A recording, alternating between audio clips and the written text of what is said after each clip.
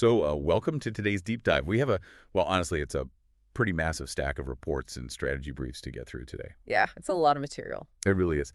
And we were looking at the Swedish giant Atlas Copco. Now, if you know the name, you probably think big, loud industrial machinery, right? Air compressors, mining drills, that sort of thing. Right, exactly. But the documents tell a totally different story. Uh-huh. Between roughly 2005 and 2025, they quietly pulled off one of the most successful business transformations really in industrial history. They went from a traditional hardware manufacturer to what analysts are calling an industrial service powerhouse. It's a massive shift. And to really understand the scale here, we have to look at the baseline numbers. In 2005, service, meaning maintenance and spare parts, was about 35% of their revenue, which is respectable, but, pretty standard. Yeah. The fast forward to 2025, and their total revenue actually tripled to over 168 billion Swedish krona. But the key metric here, service is approaching 40% of that much larger pie. So they aren't just selling more drills, they're basically selling uptime. The mission for this deep dive is to decode for you exactly how they managed to triple their size while completely flipping their revenue mix.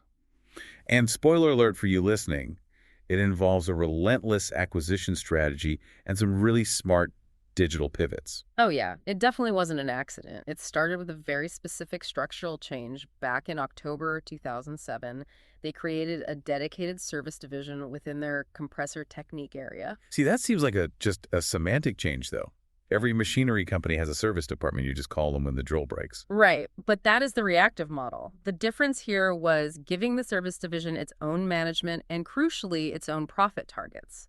It stopped being just a support function for the sales team and became a product in itself. They realized that while a machine is sold once it needs servicing for 20 years, that is where the margin is. Once they have that structure to capture the value, they really went on the offensive. The acquisition list in these notes is a wild 127 acquisitions by early 2026. It looks like a scattergun approach at first glance, but there is a very specific logic. Look at the 2014 acquisition of the Edwards Group, $1.6 billion. Edwards makes vacuum pumps, right? Vacuum technology for semiconductor manufacturing. This is absolutely critical. You cannot have downtime in a chip fab. It costs millions per hour.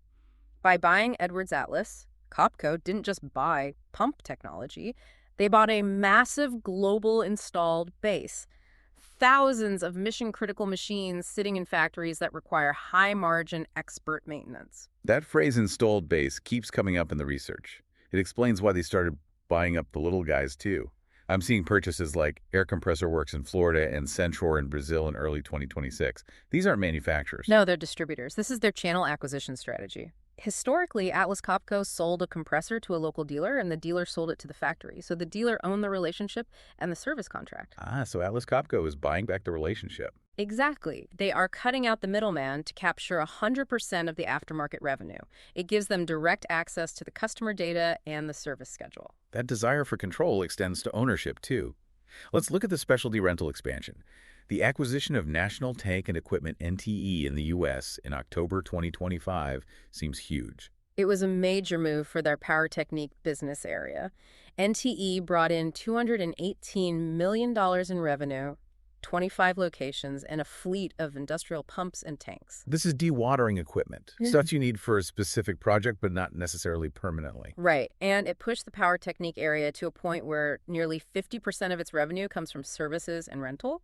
It signals a shift from CapEx to OpEx for the customer. You don't buy the pump, you pay Atlas Copco to keep the hole dry. But scaling service, this aggressively managing millions of machines globally, that seems like a logistical nightmare. It is, unless you have the data. This is where the SmartLink platform comes in. They launched version 2.0 in 2020.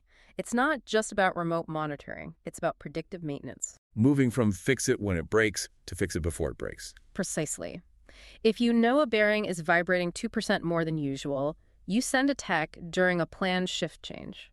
You save the customer downtime, which justifies the premium service contract. They even bought a sensor company called Sudo iTech in 2025 just to get better data fidelity. It's a self-reinforcing loop. Buy the installed base, use tech to service it more efficiently, and then use those profits to buy more base. And the financial result is pure resilience. By 2025, service and aftermarket contributed over 40% of the group's operating profit. When the economy slows down, factories stop buying new drills. but they never stop repairing the ones they already have. They've essentially hedged their own business model. They don't just sell machines anymore, they sell productivity solutions. That is the absolute core of the transformation. It raises a really interesting question for you to think about regarding the future of manufacturing. If you make more money servicing a machine than selling of planned obsolescence die, are we moving toward immortal machines that are designed to basically last forever, just needing endless software updates and part swaps? If the subscription checks keep clearing, that might be exactly where we're heading. Definitely something for you to mull over next time you walk past a construction site. Thanks for joining us on this deep dive. Thank you for listening to today's episode of our Digital Servitization Exchange podcast.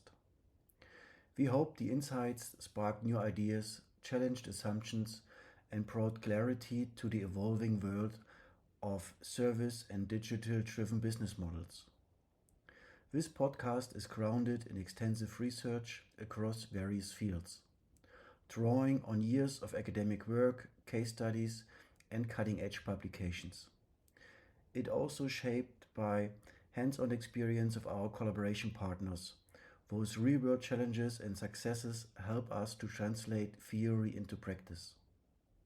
If you enjoyed the episode, consider following the podcast and sharing it with colleagues who are navigating the civilization journey. Your support helps us continuing bridging high-quality research-based and practice-proven perspectives straight to your ears. Thank you for tuning in and see you in the next episode.